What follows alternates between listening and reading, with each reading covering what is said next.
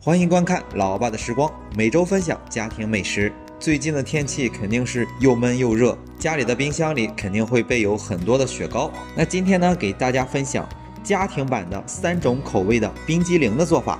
这个时候准备400克的淡奶油、纯牛奶100克、4个鸡蛋、60克的白砂糖、50克的巧克力、5克的抹茶粉。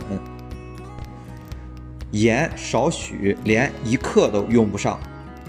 这个时候介绍完了，我们取来一个小奶锅，先把牛奶倒入进去，紧接着加入1/3的白砂糖，然后取来2个小碗，把蛋清和蛋黄分离，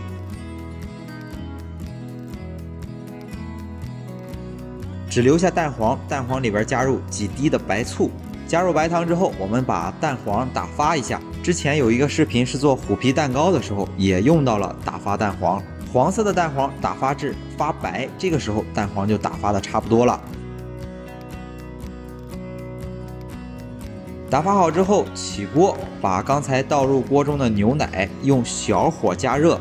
牛奶当中加入1点盐，大约也就半克。如果我们不放这一点盐，到最后冷冻的时候，牛奶会出现冰渣。这就是这款冰激凌里面的一个小技巧。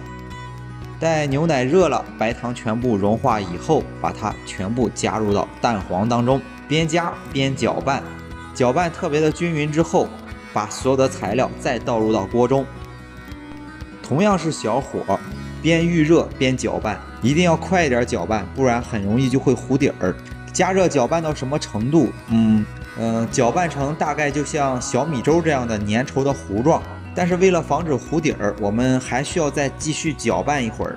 这样我们把剩余的白砂糖全部加入到淡奶油当中，没有特别的打发标准，尽量把奶油打发的硬一点就可以。这样冰激凌的基础材料就做好了。接下来我们来制作3种不同口味的冰激凌。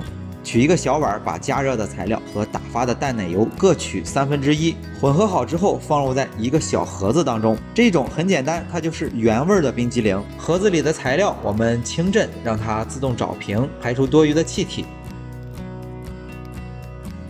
同样2种材料再各取1/3，加入抹茶粉，搅拌均匀，放入到小盒子当中。这就是抹茶味的冰激凌了。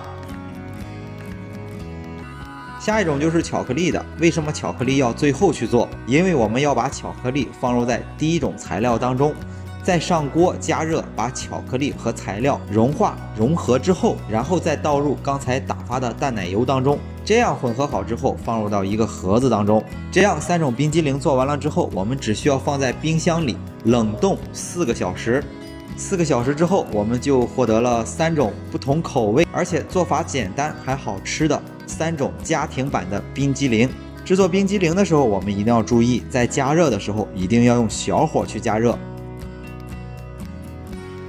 今天的冰激凌就分享到这里。大家如果喜欢老爸做的美食，请帮忙关注点个赞。